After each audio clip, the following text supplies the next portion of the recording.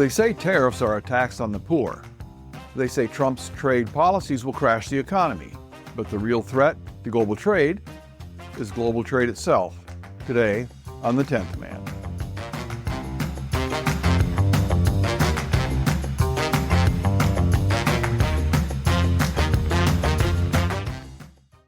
The whole world is talking about Trump's tariffs, and almost everything they're saying is wrong. They say Trump is taxing the poor. They say tariffs cause inflation. They say America is now an unreliable trade partner, and they say it all with a straight face. But we're not here to nod along with conventional wisdom, but to challenge it. So let's break this down. Let's start with the tariffs cause inflation claim. It sounds plausible until you remember what inflation actually is. Inflation is when you pay more and get nothing extra. Your dollar buys less. It's the price-wage spiral. Costs chase wages, wages chase prices, and everything inflates like a balloon ready to pop. Tariffs don't do that. If a tariff raises the price of your champagne or your BMW, it's a one-time bump, not a spiral. And guess what? You're still getting champagne and BMWs. You're just paying a premium for the privilege of importing luxury. Tariffs are not inflationary. Wars are. Social programs are. Printing millions for stimulus is inflationary. Paying people not to work is inflationary.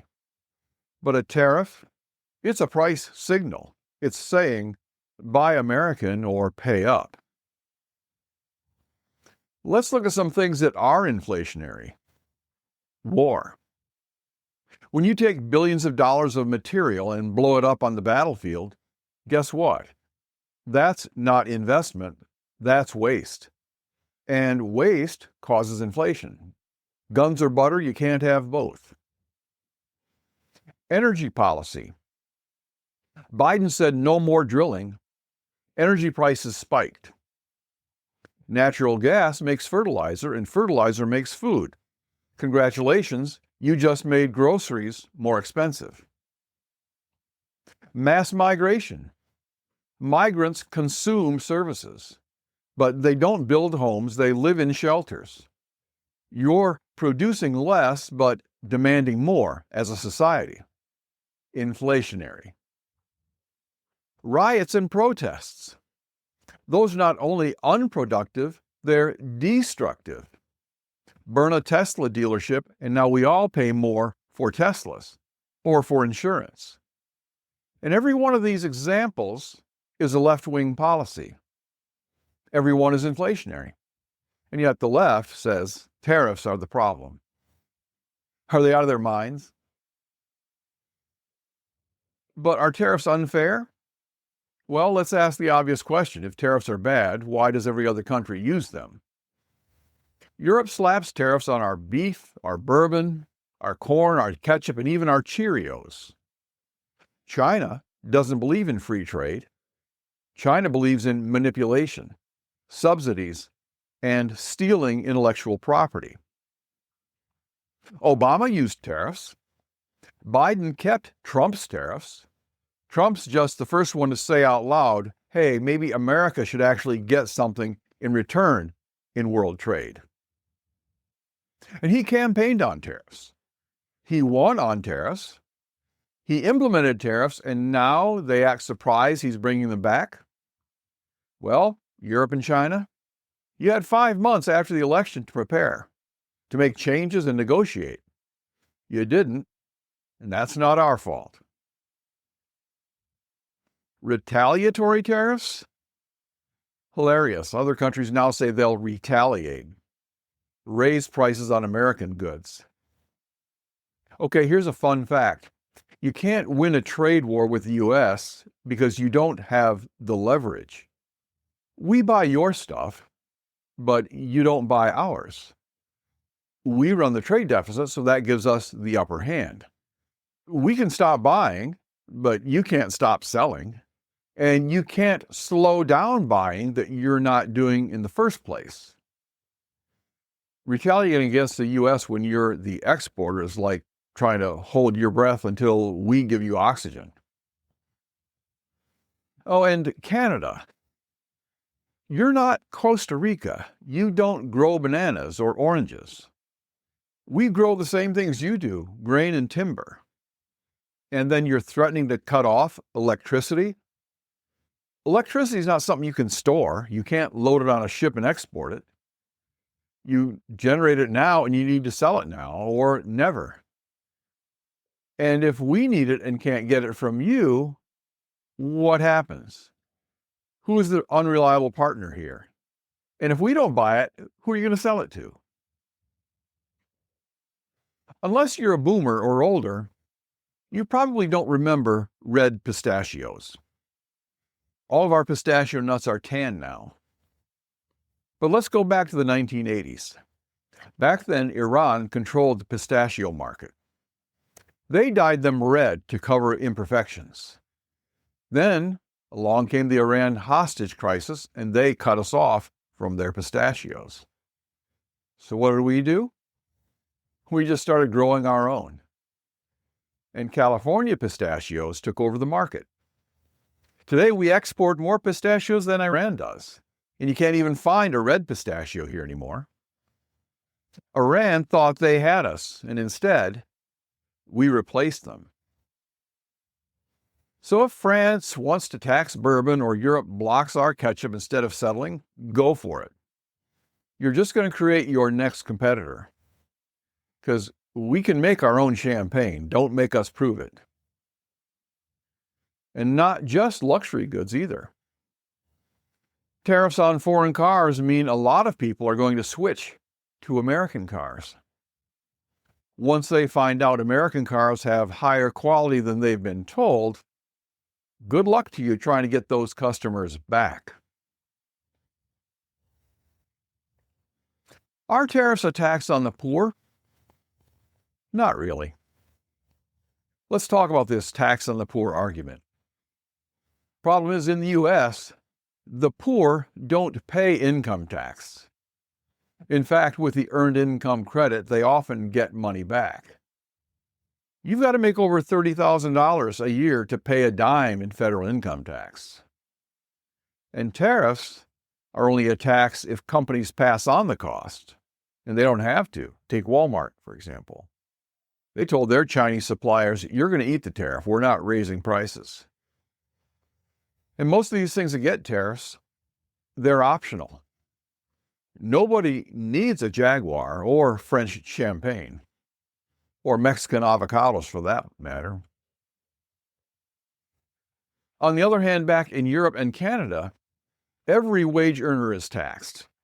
So the tariffs they charge on American goods are going to be just piled on top of the existing taxes they pay that are already too high.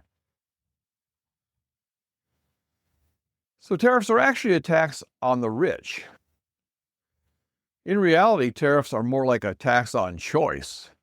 If you want the foreign car, the imported cheese, the fancy French lipstick, you're going to pay a little more.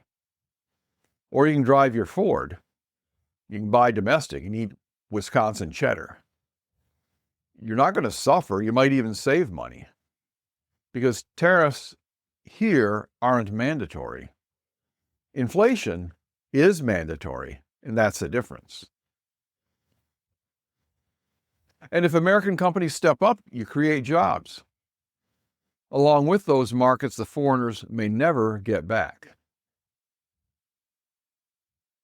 You know, Democrats are always in conflict, and this brings us to the left's favorite game, self-contradiction. The United Auto Workers Union, for example, the UAW, supports Democrats. But so does the National Education Association, the NEA, the teachers union. But university towns, the NEA's strongholds, they're filled with Subarus and Audis, not Fords and Chevys. So who's really backing the American worker? It sure isn't the guy teaching Marxism and driving a Hyundai. Now, what happened to Trump's billionaire friends benefiting? The stock market took a hit. Billionaires lost millions, on paper at least. And yet, the media says Trump's only helping his billionaire friends, even while those billionaires are losing money. Here's a sidebar for you. When the market dropped after the Trump assassination attempt, that was the biggest dip of the year. Nothing but crickets from the media on that one. Now you have to ask yourself, why aren't China, Korea, and Japan trading with each other? Here's the contradiction no one talks about. Mexico, Canada, and the US are huge trading partners. That's as it should be. We're neighbors. And China, Korea, Japan, they're neighbors. They have ports. They have shipping lanes. But instead of trading with each other, they all desperately export to us. Why? Because they don't trust each other. China subsidizes. Korea blocks imports. Japan defends domestic markets. They don't believe in free trade. They just expect us to. It's like a three-way Cold War where everyone depends on the same customer. And when that customer, the U.S., decides to set some terms, they cry foul. Give us a break. The thing about it is, a lot of global trade is just a monument to waste. Here you have a ship full of Korean cars. It gets underway and sails around Japan. It crosses the Pacific, through the Panama Canal, and up the East Coast. And it does that to sell cars that we already make here. There is no economic need. It's not rubber or rare earth minerals or even chocolate. So you want to talk about emissions? Waste? Carbon footprints? Try looking at global shipping.